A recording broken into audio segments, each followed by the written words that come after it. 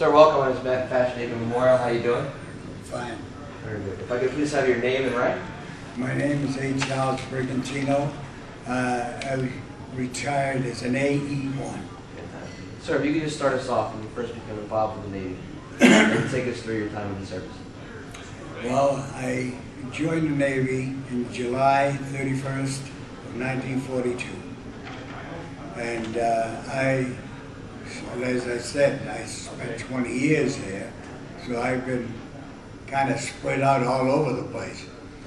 After I went to boot camp down in Newport, Rhode Island, and upon completion there, I went to radioman school down in Jacksonville, Florida. And from there, I was assigned to a squadron, which was Air Group 2. And we went, you want to know what the different places that Yes. I can remember? That'd be fantastic. Well, we formed in Quonset Point, Rhode Island, and then the squadron started training up in that was Wildwood, New Jersey, and then we went cross country to Santa Rosa, California, and to Hilo, Hawaii, and then aboard the Hornet. And we flew out all our missions during World War II off the Hornet. What types of planes were you flying? I started flying with the SB-2U Vindicator. That's the old baby. It was fabric, I as well say. And we boarded the ship with SBDs, dive bombers, and later on got SB-2C, Curtiss Helldivers. And so we went as far as the combat areas. We started at the Marshall Islands, which is the first islands off the coast, and we went all the way through to the Philippines. So I mean, there was a lot of battles. We hit them all, you know, in Guam and Saipan and the Okinawas and New Zealand, New Guinea, and up in the ADAX. We were up there.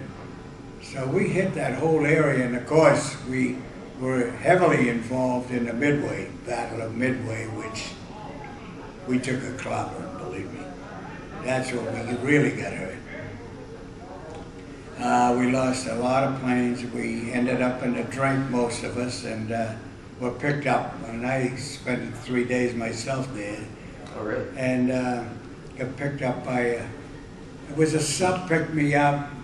Scared the daylights out of me. I didn't know what it was coming up out of the water and the raft out there in the middle of the night. But it was a sub, and thank God it was ours. And he picked us up and brought us back to the ship. But when we took off in the ship on that Battle of Midway, halfway out there, we were informed that we couldn't make it back. We didn't have the fuel to come back. To go out there, bomb the Jap fleet, do the damage we had to do, and head back, and they would steam towards us as fast as they could possibly go to try to close the distance, which they did a great job, and they picked up most of us. But most of us all ended up in the drink. We had to. Yeah. Ran out of gas. Now, what was that like, landing in the water like that? What was it? Well, you know, it's a funny thing. We were kind of fortunate there because the water was kind of calm. The Pacific at that time wasn't too bad.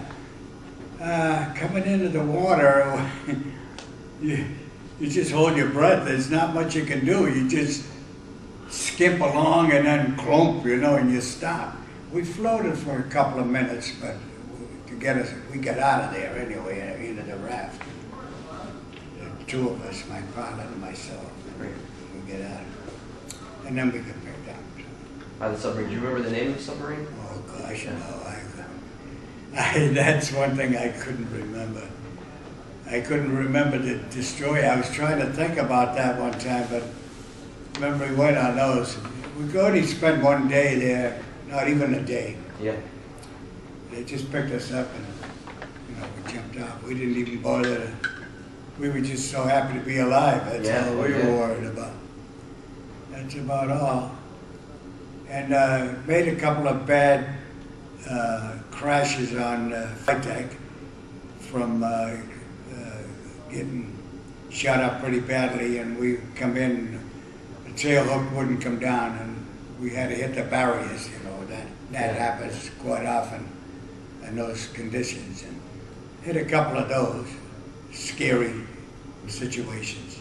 Other than that, that was my combat experiences. Great. Do you want to know what? Yeah, where to next? But after the war, where were you? Well, you want to know what I received in medals and Yes, all that that'd be stuff? great. Well, I remember that, of course. I got the paperwork and everything. I get the medals. I received 2 DFCs and 6 air medals Oh, wow. and 2 presidential unit citations, 1 from the ship and 1 for the squadron. That's what I received. Fantastic. And after the war, I got out in 45, and about 17 months later came back into the Navy. And I went aboard a cruiser, Okay.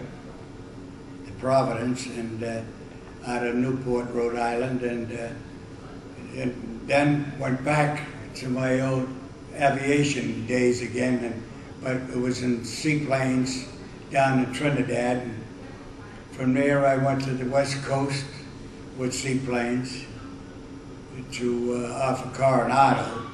I remember that. And then finally ended up in P2Vs. Okay. And I flew those things. I flew the P2 in the P2V 2s, 3s, 4s, 5s, 7s. So, of course, that was over.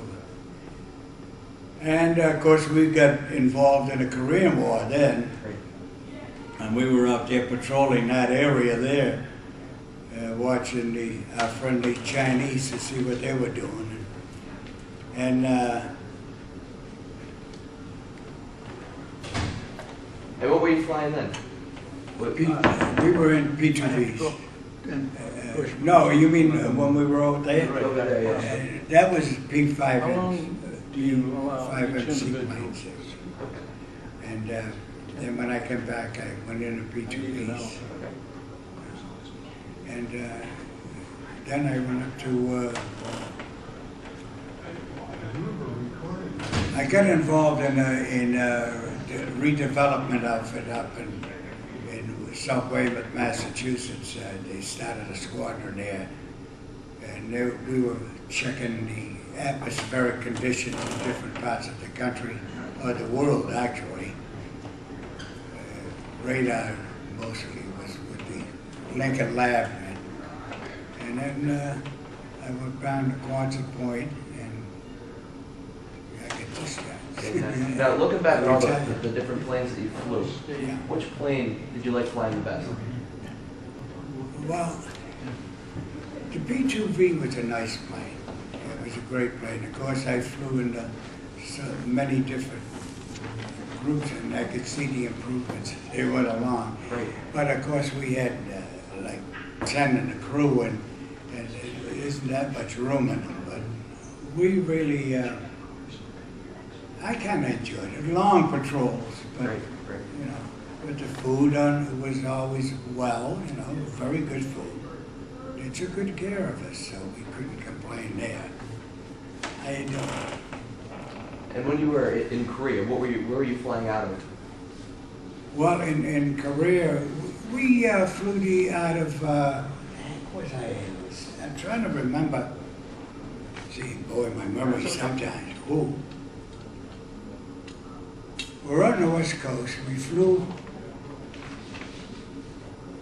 Gee, I can't remember. I really cannot remember. Ain't that awful? Huh. I should know that. The west coast of the U.S. You were flying out? Well, see, when we were patrolling along the Chinese coast there, that was,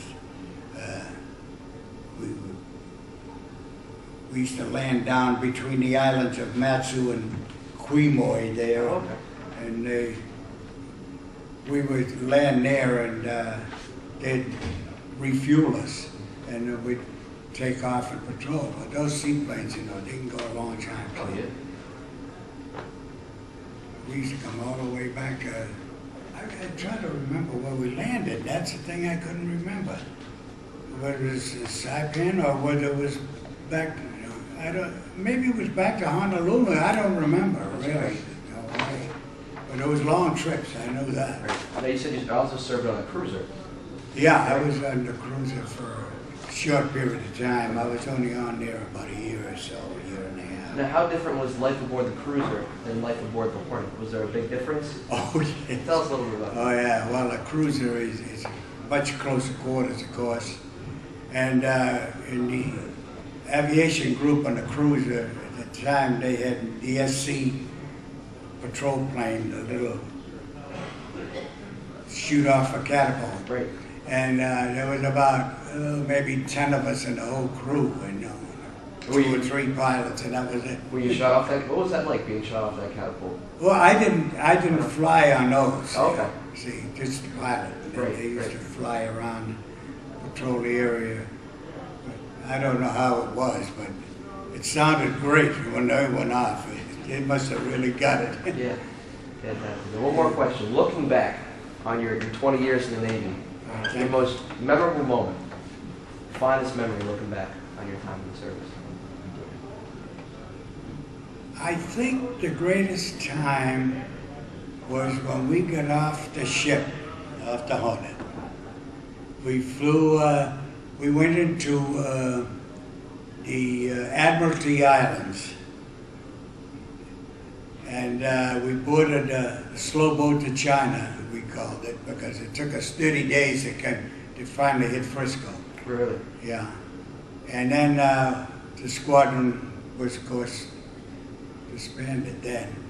And we all went different ways. And my pilot and myself, Paul Gabler, you remember Paul Gabler? I do, yes. He was my pilot.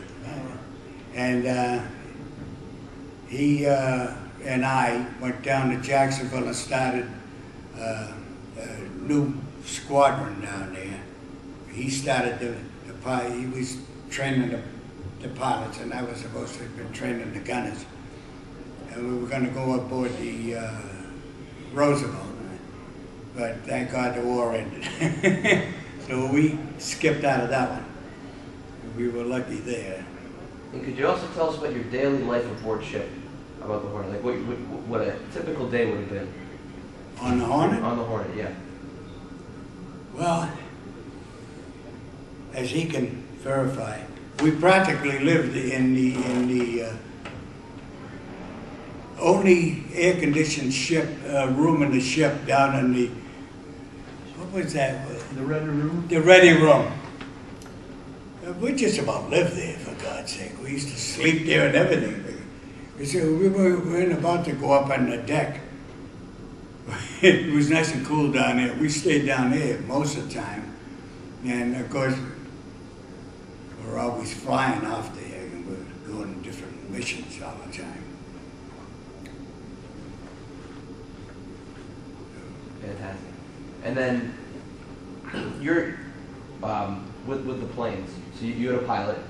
And what was your job on the plane? Well, they called us a radio gunner. Okay. We half-assedly handled the radio equipment, and we had a piece of what they call radar, which was very inferior. But once in a while, it'd help us out a little bit. But our main job was that twin 30s we had back there to try to protect our tail end, you know, right. because we were usually flying backwards, and try to keep them Away. bumblebees away from us. Any close calls at all? Well, we had quite a few of them. I mean, you know, especially around Truck, as you remember that one, I'm sure. At Truck, we had pretty warm. We lost a lot of people there, unfortunately. Yeah, they were buzzing around us like flies, and the AA was so heavy that they had us pretty well Well, it seemed as though we unfortunately hit the island there, and all this anti-aircraft was coming through a hole opening in the clouds. There was only a couple of openings. Boy, they had us zeroed in beautifully. Really? They did a good job on us, I'm afraid, on that one, but we pulled out of it, luckily. Fantastic. Well, sir, I cannot thank you enough for sitting down with us. Thank you. Very well.